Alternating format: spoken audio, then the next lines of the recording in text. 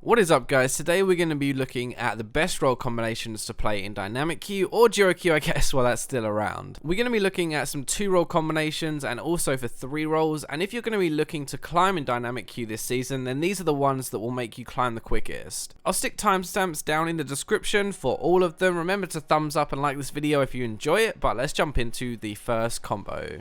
Mid and jungle is probably the most known already, so let's get that out of the way first. These are the 2 highest map impact roles in the game. They can roam around the entire map quite quickly, and they have good damage to help get kills once they get there. A mid laner or a jungler roaming bot lane is a good way to get ahead anyway, but if you put those together and turn it into a 4-man gank, and suddenly you have so much more of a chance to come out with kills and an advantage. The more obvious use actually is just the synergy you have, or at least communication, when the jungler ganks mid lane. Mid is one of the easier lanes to gank. It's quite central to the map, so you can come from either side. It's a shorter lane, but it also tends to be quite aggressive. If you think about it, mid laners are often slapping each other about, like giving each other little love taps, and it's not too hard to just appear mid-fight and turn it around together. Next one, jungle and support. You're probably not expecting this one, but you'd be surprised at how effective it can be. The jungle and support players tend to be the playmakers for the team, and synergy between engage is amazing, especially for ganking the bot lane. Most of you will probably have expected me to say AD carry and jungle, right? Because then the jungler ganks and they get the AD carry fed by etc, etc. But actually the AD only does damage. There's no real benefit communicating with the jungler. Objective control and warding kind of goes through the roof when you play these 2 together. You'll end up just like littering the entire map with wards, and you'll have such good objective control which can win a game anyway. You also have these other things where like you can roam together as well, so you could like both roam to mid lane and gank together. You also have more safety when you're invading because your support can react. The whole idea of this is you get ahead early by ganking bot really, then you push that lead by engaging mid game and getting picks. Right, AD carry and support. Now this one you are expecting, and communication is really important in bot lane. Duo bot lanes get a ton of stick for feeding, honestly, and I guess it's kind of justified, but a good bot lane is crazy strong. The problem is actually people who don't play AD carry very well, or don't play support, or don't have any synergy together play bot because they think it's an easy win, when actually they just aren't very good at the role anyway. Especially when you're playing an aggressive lane, communication is really good and can lead to you getting a lot of kills, getting ahead in lane, and then you can move around together mid game and be really strong. The great thing with this is that like as an AD carry, right, you should be ahead, and then you have this duo support who should keep you alive and be better at peeling for you. It basically just makes it even easier to carry a game mid game if you get that advantage first. The one problem I'm going to say with this is you're really focused on your bot lane. Like you don't really have much map impact early, so the rest of the map could fall behind and you can't really help until later.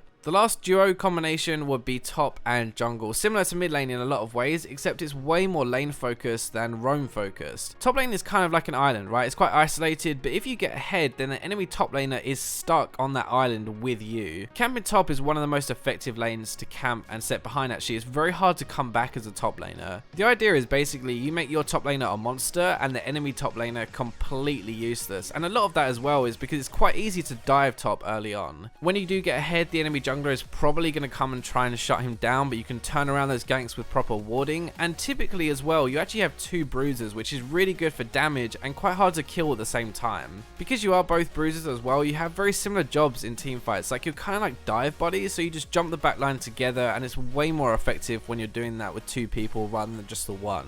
So for 3 roles, this is obviously new this season, so it's going to take a little bit of getting used to, but there are 2 that really stand out as very effective. First one, mid, jungle, and top. It means you can control the entire top half of the map. Your top laner can roam down to mid, your mid can roam up to top, and the jungle has easy access to both of the pre-made lanes. The really cool thing is you can 3-man goon squad lanes and then take towers and kind of snowball a gold lead for your entire map, which actually helps your bot lane as well. The idea would be that you ward deep in the top side jungle and you basically just catch the enemy jungler over and over. You like kind of like put up a tent and just live in his jungle. The good thing as well is because you have your top and your mid lanes pre-made, they should react quicker to an invade fire, which normally means that you're going to come out on top too. These are going to be the 3 strongest lanes early in the game, which means you can make very aggressive plays early and actually come out on top often, which kind of transitions into a really big mid-game impact. The other 3-role combination I think is going to be really good this season is AD carry, support, and jungle. It's basically very similar to what we said about jungle and support earlier, except the person you now have to rely on is the person you are also pre-made with. As a support and jungle, like, you have to hope that your random AD carry can carry after you get him fed, right? But with him being pre-made too, it just makes it easier. Like, you should trust that he is going to carry. You do have better overall synergy with bot lane ganks because obviously you take out the one random now. Like, instead of just having the 2 pre-made, you are the 3. Early dragons are also much easier. Like, bot lane can just set it up for you. They can push the lane and kind of keep the enemy bot lane under their tower. This is kind of a bit biased because I'm an AD carry main, obviously, but mid game you now have 2 people who are keeping you alive. Like, that is the dream, right? You have a jungler and a support who are going to be peeling for you and letting you kill people. Ideally, it's the dream combination in my opinion. Like, this is probably the best combination for dynamic Q in a 3-man pre-made right now. You get bot lane ahead, you take objectives, you roam to other lanes, and you push.